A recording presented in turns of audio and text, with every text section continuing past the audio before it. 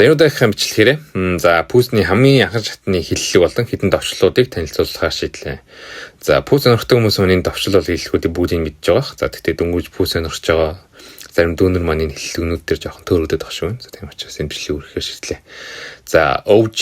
За OG-г нь болохоор тухайн пүүсний хамгийн анхны гаргасан хувилбар өнгө одоо хэлбэрийг хэлдэг байгаа. За тэгэхээр ингээнээр хэлбэлэх юм бол за Air Jordan 1 Brady OG бол 1985 онд гарсан. Air Jordan 1 Brady бол OG Brady охнэ. За retro. За retrог нь болохоор тухайн бүсээ дахин худалдаанд гарч байгаа хувилбарыг хэлдэг байна. За тэгэхээр Air Jordan 1 Brady retro хамгийн сүүлдэхэд 2025 онд гарсан хувилбар нахна. За тэгээ 2016 онд гарсан retrог бичлээ.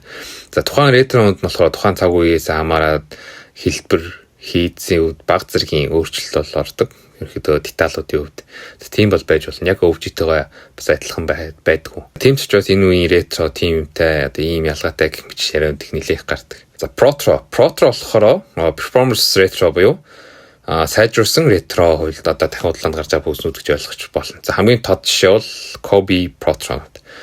За тэгэхээр за жишээ Kobe 8 дээр жишээ авах юм бол за Kobe 8-ыг сайжруулсан зүйл гэх юм бол зөөлөвч нь Lunar Lawn зөөлөвчтэй байсан Kobe 8-ыг одоо React X болгож илүү зөөлөвчөнд сайжруулж өгсөн одоо шинэ зөөлөвчийн технологи ашиглаж өгсөн гэх мэтчлээ. За JS гэдэг нь болохоор Grade School гэсэн үгний товчлол.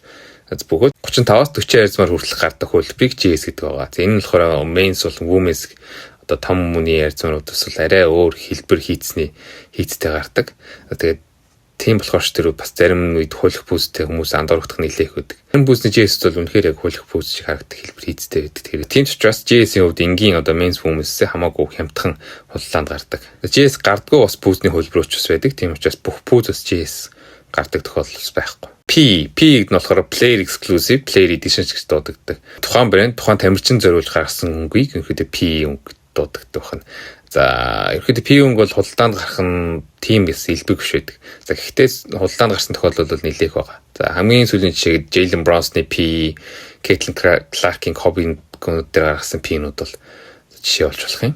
За PRM-г нь болохоор за премиум гэсэн үгний товчлол. За тухайн пүүсний хайрцаган дээр одоо PRM гэсэн товшил байх юм бол тухайн пүүсний энгийн хөлбөраас арай илүү өөр материал, арай илүү премиум материал ашигласан пүүс гэж ойлгож болох нэ. За үүнээс өөр ямар бас товчлуудыг мэдмээр байна гэдгээ доор бичүүлдээгээрээ бас өөрсдийнхөө мэддэг товчлуудыг ч юм доор бичүүлээч ирээ.